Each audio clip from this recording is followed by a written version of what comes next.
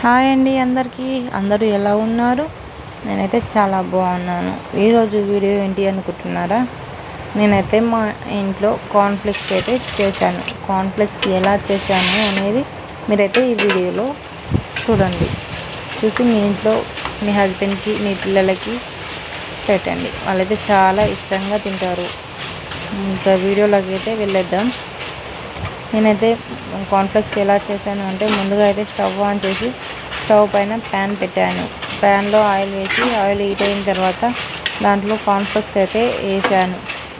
Cornflakes golden brown వచ్చిన తర్వాత నేనైతే బయటికి తీసాను.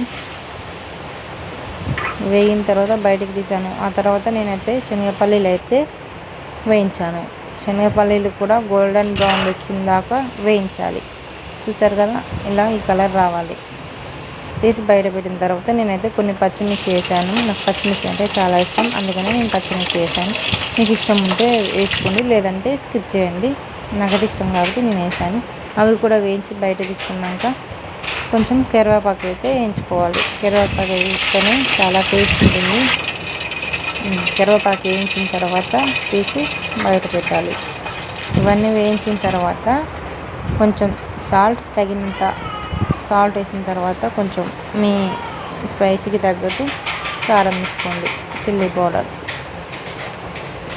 వేసుకున్న తర్వాత కొంచెం చాట్ మసాలా వేసుకోండి. ఆ తర్వాత అన్నీ మిక్స్ చేయండి. అంతే. ఇదైతే చాలా